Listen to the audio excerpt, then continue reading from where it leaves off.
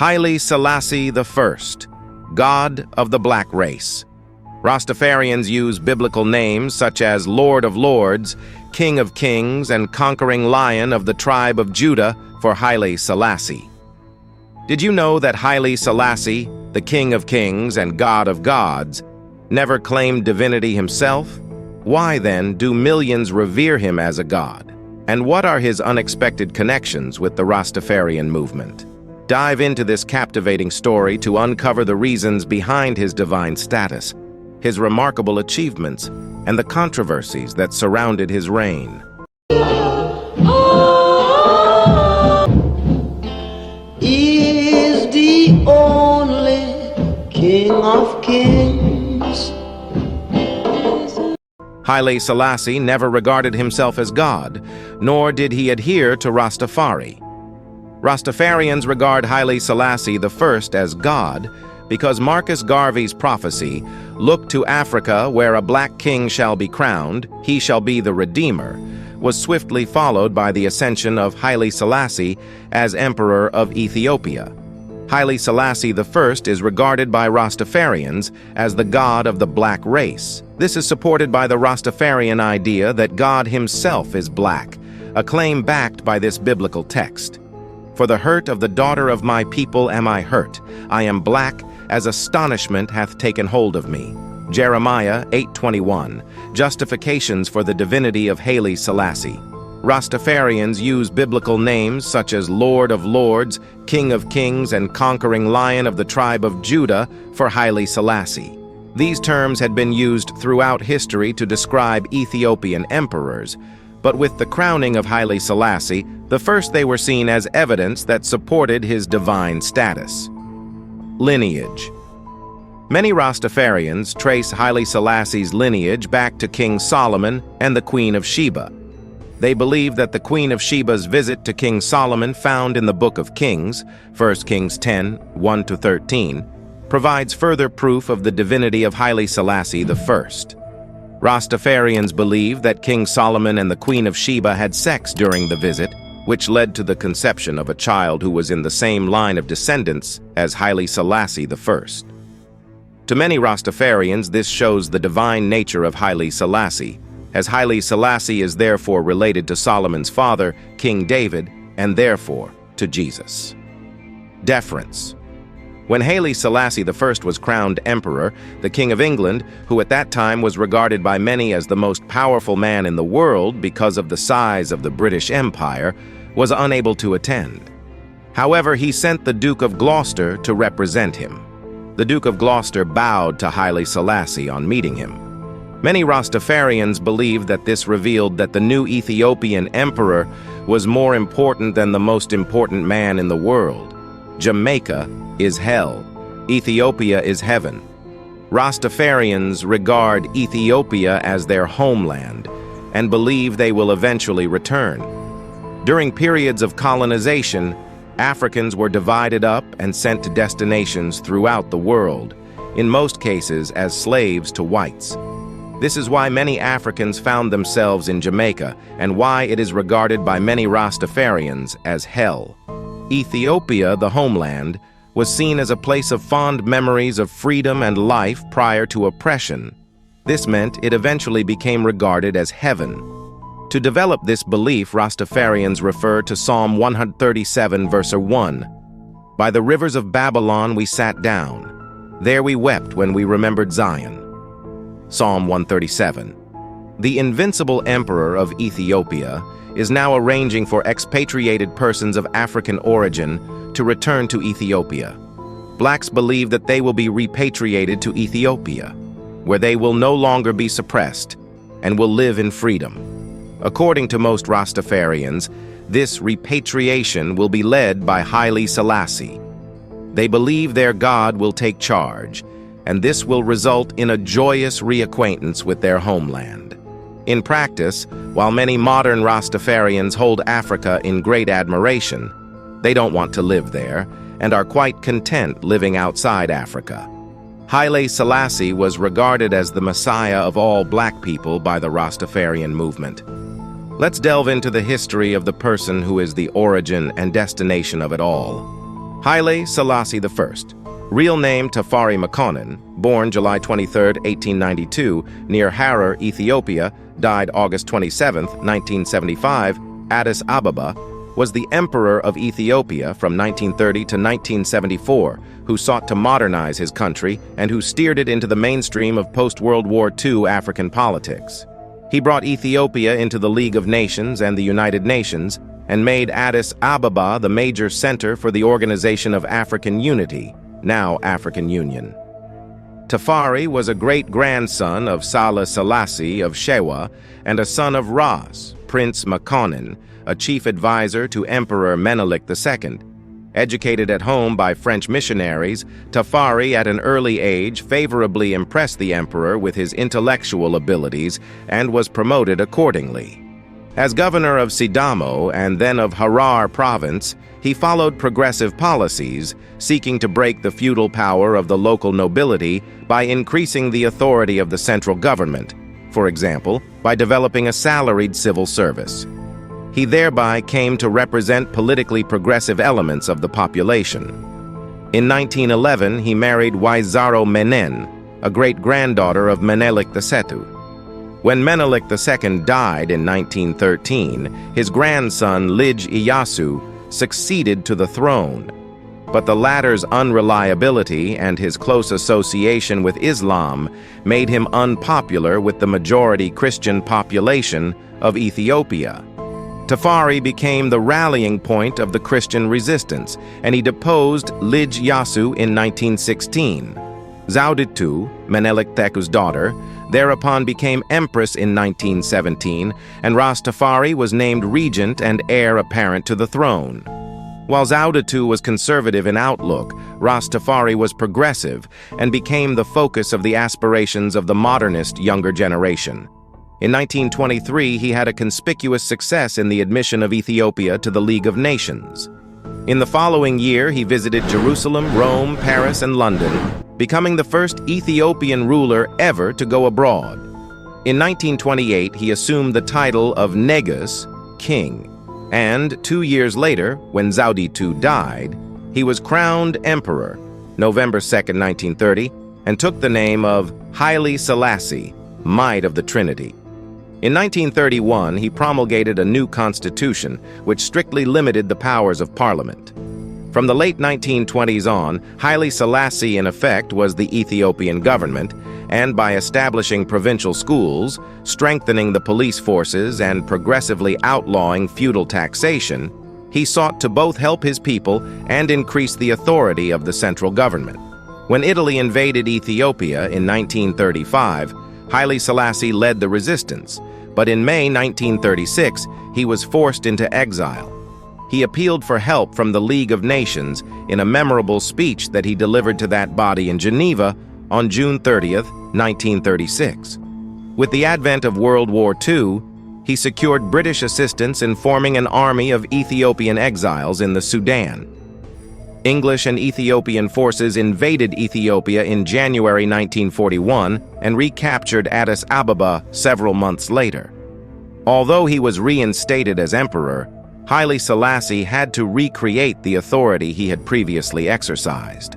He again implemented social, economic, and educational reforms in an attempt to modernize Ethiopian government and society on a slow and gradual basis. The Ethiopian government continued to be largely the expression of Haile Selassie's personal authority. In 1955, he granted a new constitution, giving him as much power as the previous one.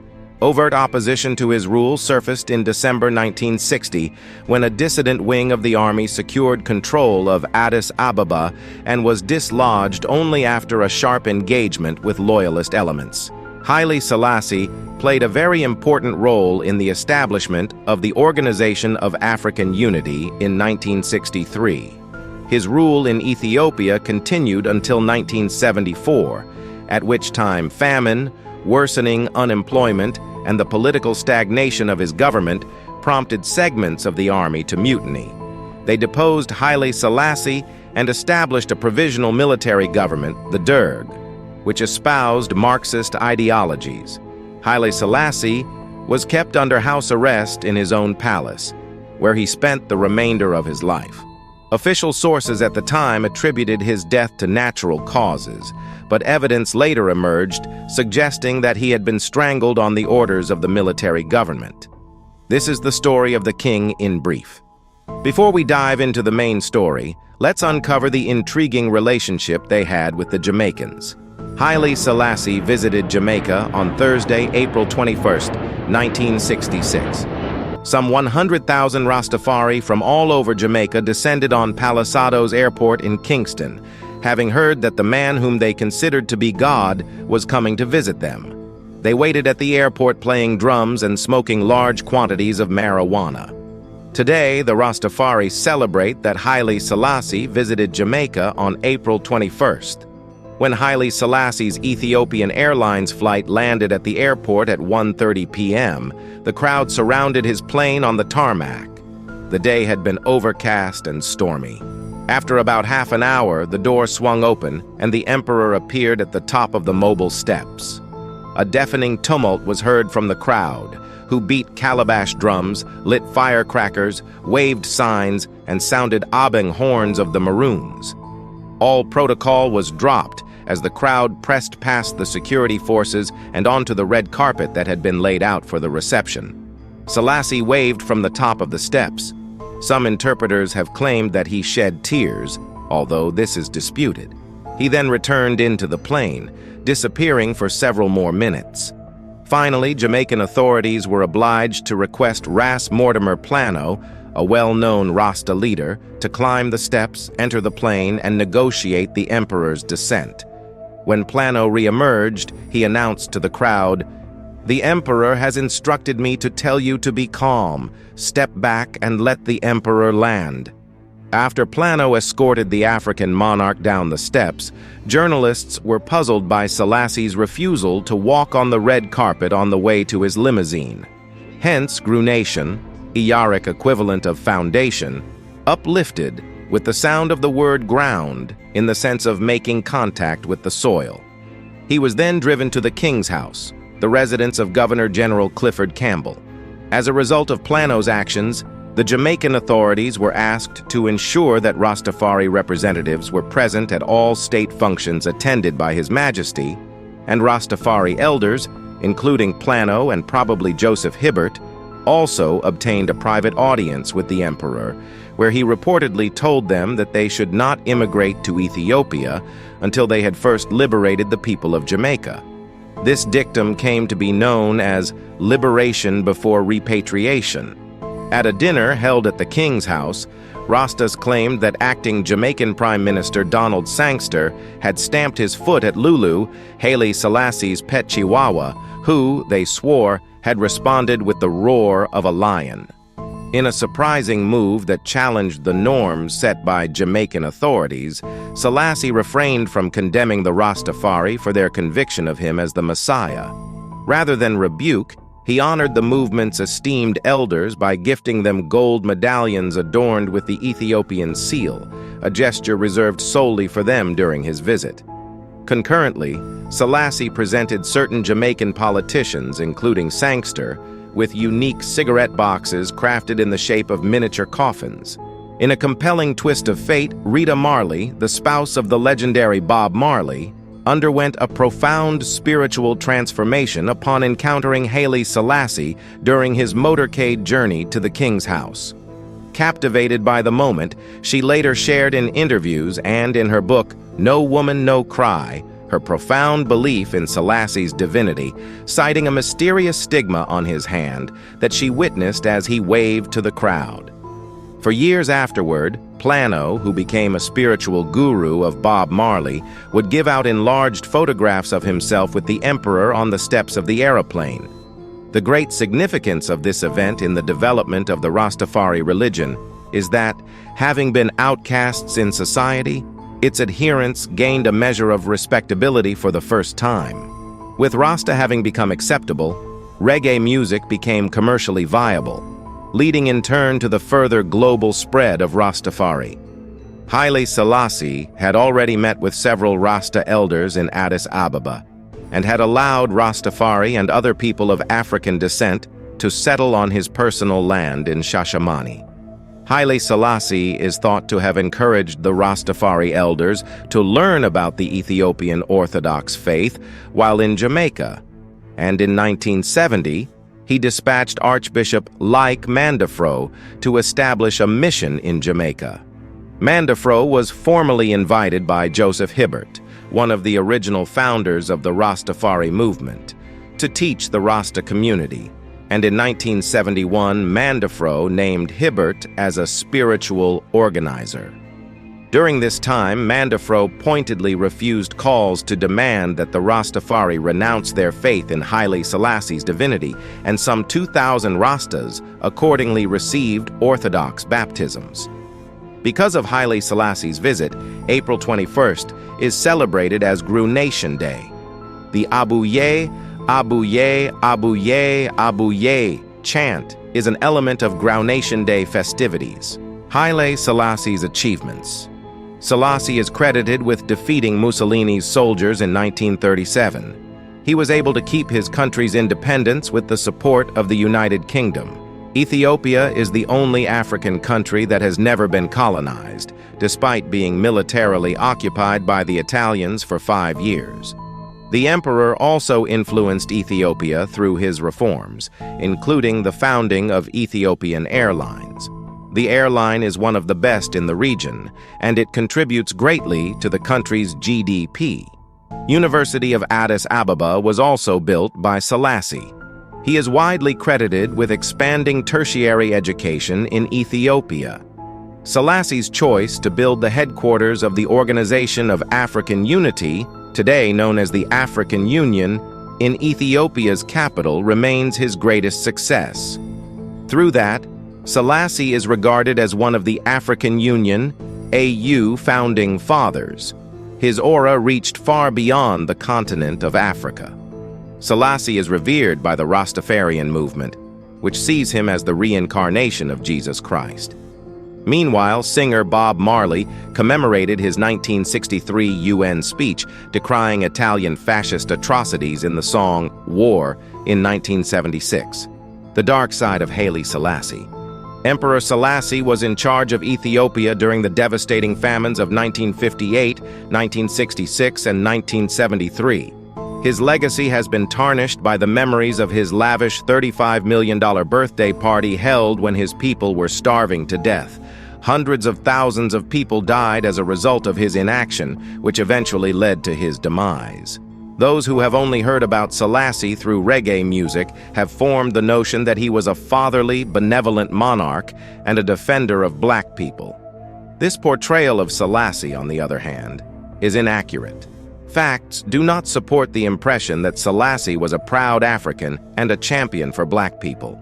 He only reluctantly accepted the Rastafarians because he saw the usefulness of their public relations to his cult of personality. Selassie revered white foreigners more than his own people. He regularly invited Americans and Europeans to his opulent banquets at his palace.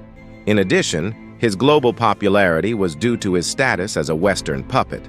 Selassie was notorious for taking unwarranted credit for the accomplishments of others. An Eritrean named Lorenzo Tezaz, for example, helped to improve Selassie's image during the Italian invasion of Ethiopia. While the emperor was in exile in Bath, England, Tezaz sneaked into Ethiopia and organized an army that defeated the Italians. Marcus Garvey called Selassie a great coward for escaping Mussolini's troops during the Italian invasion of Ethiopia in 1935. However, Selassie took all the credit. In addition, Tezaz is largely credited with writing a notable speech delivered by Selassie at the League of Nations in 1936. It was through this speech that Selassie became known as a statesman and a champion of his people. However, Selassie repaid Tezaz by demoting him from his position as foreign minister. Haile Selassie clung to power through repression, as well as the assassination and silence of true patriots. He was especially harsh on Ethiopian nationalists who fought the Italians while he was fleeing to Britain. On his orders, Haile Selassie, a national military hero, and hanged on his orders. In Tigray, Selassie is noted for urging the British Royal Air Force to bomb the province in 1943 in order to quash the First Woyan Rebellion. After Italy's defeat by the British in 1941, he cemented his position by weakening the provinces. The current problems and war in the Tigray region can be traced back to Selassie's days. Haile Selassie's legacy is polarizing in Ethiopia. Invoking Selassie divides communities because it offends some people. The Oromo ethnic group sees the celebration of Selassie as a source of their oppression and suffering.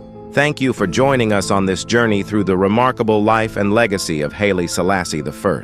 We hope you found it as fascinating as we did. If you enjoyed this video, don't forget to like, share, and subscribe for more captivating stories from history.